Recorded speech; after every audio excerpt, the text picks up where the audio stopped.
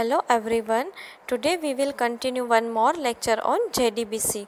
In previous lecture we have seen the various steps to connect the database from the Java program, right? In this lecture we will implement all these steps into a Java program, right? Let us see steps one by one, right? For that we will see one JDBC example in NetBeans IDE, right? Before that, first we have to create one table in a WAMP server or any other server, right, in which we can create the table in MySQL, right?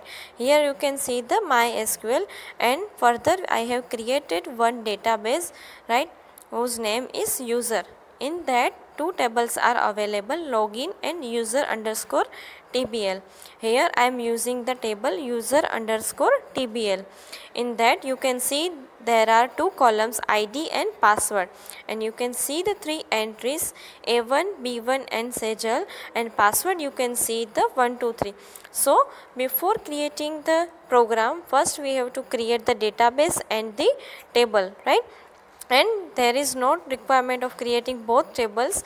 We will use only one table, user underscore table, and must remember that the database name is user.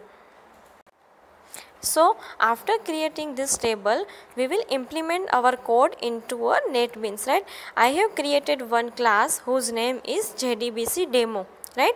Because I am using this class for creating connection with the database, right? For the first step, you can see the step 1, import java.sql package, right? I have commented to remember all these steps, right? Then I have written the actual line, import java.sql.star. This star means I am importing all the packages, right? And then I have declared one class which is public class JDBC demo, right? And inside that there is a main function I have used for running this code, right? In the main function, right, you can see the try, right? I have to implement the JDBC steps inside the try block because this will throw the exceptions. That's why we have to include entire code into the try block.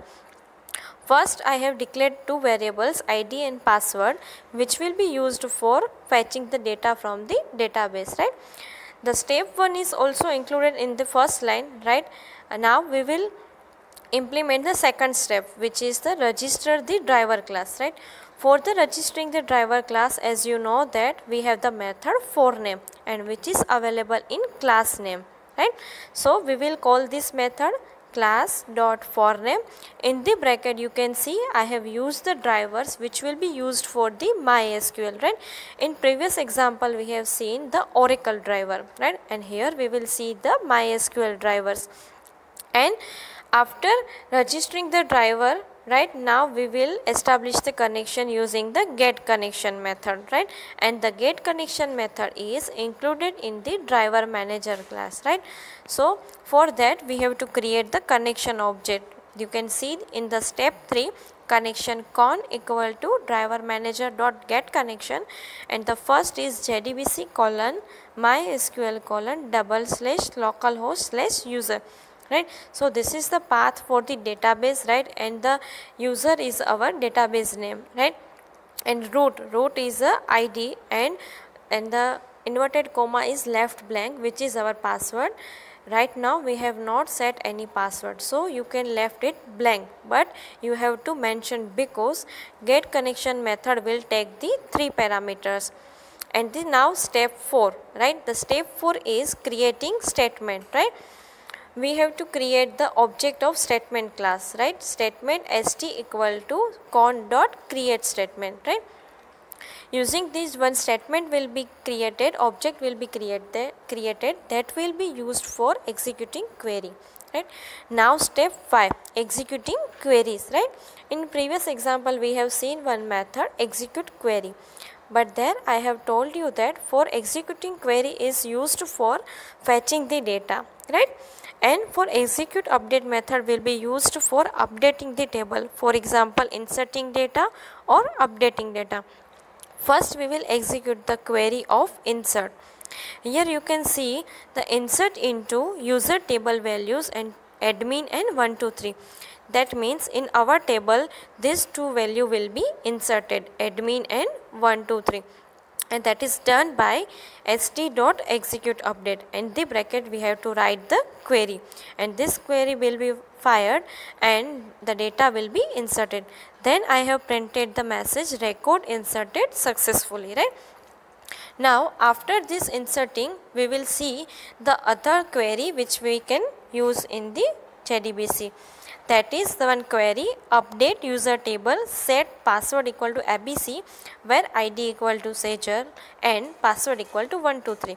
This query means that we will update the password where id will be Sejal and password will be 123. This depends on the condition. We will change the data according to the condition, right? In previous example you have seen that we are passing the string into the execute update, right? Here I have passed the directly query, right? And now I am transferring this query into a SQL variable which is a type of string. You can use any of this method for passing the query into the execute update or execute query. Here I am passing directly a variable, that is st.executeUpdate in the bracket SQL. By this the query will be fired of update and the data will be updated in the table. Now after that there is a step 6 which is retrieving result, right? After inserting, updating, and then we are seeing the retrieving the result. For retrieving the result we have also seen that we will use the execute query method, right? And this execute query method will return one object of result set. So we have to store this result into a object of result set. For that I am creating one object, result set rs equal to st.execute query, right? And in the bracket I have written the query select star from user table, right? So this query return all the records of user table and that will be transferred into the rs, right? And for printing this all the data we will fetch the data from the rs, which is the object of result set, and this can be done using the rs.next method, right? This loop will continue until the end of the row, right? Means the end of the table, until we are getting the blank row. In the bracket of while loop you can see I have fetched two data, id and password. Here instead of writing 1 and 2 I have written the column names which are id and password for fetching the data. For fetching the id I have written rs.getString, right? In the bracket I have written id, and password equal to rs.getString password, right? This is for fetching the password and that will be transferred into pass variable, right?